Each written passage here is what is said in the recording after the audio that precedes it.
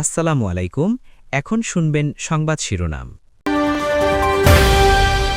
জুলাই গণঅভ্যুত্থান স্মৃতি জাদুঘর সহ আরো কয়েকটি বিল পাস। রাজনৈতিক সমঝোতা ভঙ্গের অভিযোগ বিরোধী দলের। সংসদ থেকে হামে 3 জেলায় আরো 4 শিশু মৃত্যু। হাসপাতালে বাড়ছে সংক্রমিত রোগী। সংরক্ষিত নারী আসনে বিএনপির মনোনয়ন ফর্ম বিক্রি শুরু। অগ্রাধিকার পাবেন ত্যাগী ও যোগ্যরা, জানালেন রিজভী। বগুড়া ও শেরপুর নির্বাচনে অনিয়মের অভিযোগে রাজধানীতে জামায়াতের বিক্ষোভ। ভোট বাতিলের দাবি গোলাম পরওয়ারের। এতক্ষণ শুনছিলেন সংবাদ শিরোনাম। এখন শুনবেন বিস্তারিত। জুলাই গণঅভ্যুত্থান স্মৃতি জাদুঘর অধ্যাদেশটি হুবহুর বদলে সংশোধনী দিয়ে বিল আকারে পাশ হওয়ায় রাজনৈতিক সমঝোতা ভঙ্গের অভিযোগে তুলেছে বিরোধী দল। শুক্রবার বিশেষ অধিবেশন চলাকালে সংসদ থেকে ওয়াকআউট করে তারা।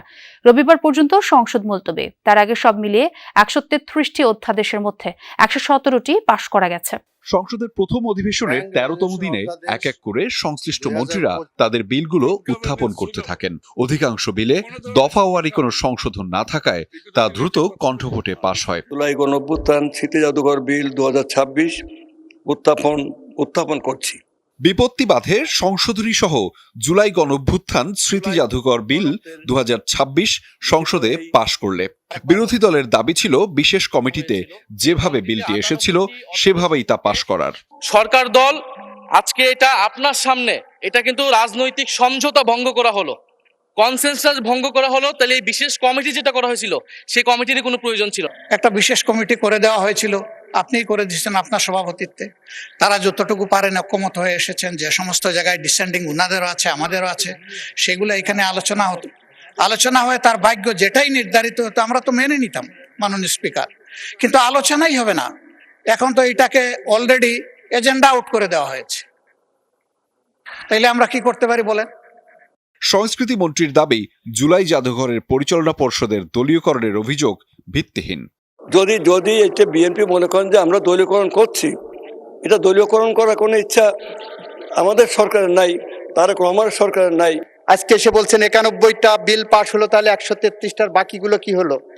এই 91টা বিলের মধ্যে ওই 16টা বাদে সবগুলো অর্ডিন্যান্স ইনক্লুডেড। মাননীয় স্পিকার, আমরা এই রিপোর্টের গো বাই দ্য বুক হিসাবে গেছি। মাননীয় স্পিকার, আমি মাননীয় বিরোধী দলীয় নেতাকে বলবো, আমরা যেভাবে বিশেষ কমিটিতে আলোচনা করেছি, যে রিপোর্টটা এই সংসদ গ্রহণ করেছে, সেই রিপোর্টের বেসিসেই আমরা এগিয়ে যাচ্ছি। মাননীয় স্পিকার, গুম আইন, মানবাধিকার কমিশন আইন এবং প্রয়োজনে আইসিটি অ্যাক্টকে আরো বেশি শক্তিশালী করা হবে সবাই আলোচনার ভিত্তিতে।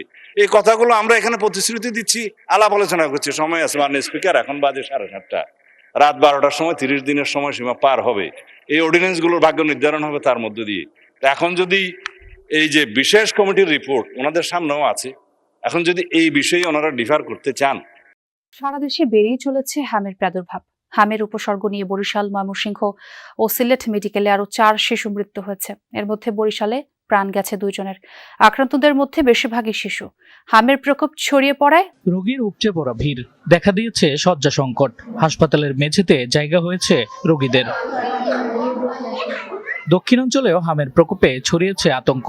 এই রোগের উপসর্গ নিয়ে বরিশাল শেরেবাংলা মেডিকেল কলেজ হাসপাতালে শুক্রবার সকাল 8টা পর্যন্ত 24 ঘন্টায় সাদি ও রাকিব নামে 2 শিশুর মৃত্যু হয়েছে। এ সময় নতুন করে হাসপাতালে ভর্তি হয়েছে আরো 31 শিশু। এই 2 জন সহ বরিশাল বিভাগে হামের উপসর্গে মৃত্যুর সংখ্যা পৌঁছালো 14 জনে। ময়মনসিংহ বিভাগেও বাড়ছে প্রাণহানি। শুক্রবার সকাল 9টা পর্যন্ত 24 ঘন্টায় ময়মনসিংহ মেডিকেলে হামের উপসর্গ নিয়ে মারা গেছে 1 শিশু। 24 দিনে হাসপাতালটিতে মৃত্যু হয়েছে 10 জনের। নতুন করে রোগী ভর্তি হয়েছে আরো 20 জন। হাম হচ্ছে ছোঁয়াচে রোগ, ওটা তো মনে করেন একটা বাচ্চা থেকে আরো 10টা বাচ্চা ছড়াচ্ছে। টাকা গেলে টাকা পাবো, মানুষগুলো কিন্তু মানুষ পাবো না। সরকারতে দাবিলো আমার বিষয়টা একটু গুরুত্বপূর্ণ, মানে একটু নিজের মন করে দেখার জন্য। নবজাতক যে ওয়ার্ড 28 দিনের নিচের বাচ্চারা থাকে, ওইখানে যাদের ভেন্টিলেটর প্রয়োজন হবে তাদেরকে আমাদেরকে ঢাকায় পাঠাতে হবে, আমরা এখানে সাপোর্ট দিতে পারবো। Sylhet MAG Osmani medical college হাসপাতালে চিকিৎসাধীন অবস্থায় দিব্য নামে 1 শিশুর মৃত্যু হয়েছে। এ নিয়ে সিলেটে হামের উপসর্গ নিয়ে 3 শিশুর মৃত্যু হলো। বর্তমানে সিলেট বিভাগের বিভিন্ন হাসপাতালে 103 জন রোগী ভর্তি আছে। রাজশাহী মেডিকেলে 24 ঘন্টায় হামের উপসর্গ নিয়ে 29 জন ভর্তি হয়েছে। এখানে গত জানুয়ারি থেকে এ পর্যন্ত চিকিৎসাধীন অবস্থায় 48 জন শিশুর মৃত্যু হয়েছে। এছাড়াও চাঁদপুর, গাজীপুর, শরীয়তপুর সহ বিভিন্ন জেলার হাসপাতালে হামের রোগী বাড়ছে। এদিকে শুক্রবার ষষ্ঠ দিনের মতো 18 জেলার 30টি উপজেলায় শিশুদের হামের টিকা দেওয়া হয়েছে। 12 এপ্রিল থেকে ঢাকার 2 জাতীয় সংসদে সংরক্ষিত নারী আসনের জন্য দলীয় মনোনয়ন ফর্ম বিক্রি শুরু করেছে ক্ষমতাসীন বিএনপি। 12 এপ্রিল পর্যন্ত ফর্ম ক্রয় ও জমা দিতে পারবেন মনোনয়ন প্রত্যাশীরা। নারী নেত্রীদের আশা, বিগত দিনের আন্দোলন সংগ্রামের মূল্যায়ন করে মনোনয়ন দেবে বিএনপি। দলের সিনিয়র যুগ্ম মহাসচিব রিজভী আহমেদ জানিয়েছেন, সংসদে কথা বলার যোগ্যতা ও দলের প্রতি ত্যাগ বিবেচনায় নিয়ে প্রার্থী চূড়ান্ত করবে মনোনয়ন বোর্ড।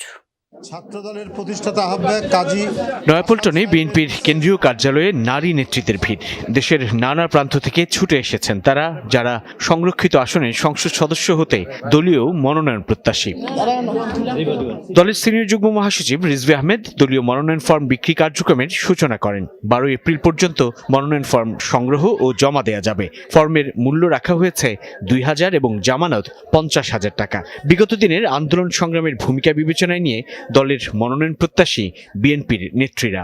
ক্ষুদ্র একজন কর্মী হিসাবে এতদিন আন্দোলন করেছি, এখন সংসদে ভূমিকা রাখতে চাই দেশের জন্য, দেশের মানুষের জন্য। 365 দিনে যত প্রোগ্রাম হয়েছে বলতে পারি যে কোন প্রোগ্রামে ছিলাম না। প্রতিটা কর্মসূচিতে দায়িত্বের সাথে পালন করেছে, সেই সব নারীদেরকে দল মূল্যায়ন করবে এবং নতুনদের ভিড়ে আমরা যেন 17 বছরের ত্যাগী নির্যাতিত নেত্রীরা যেন হারিয়ে না যায়।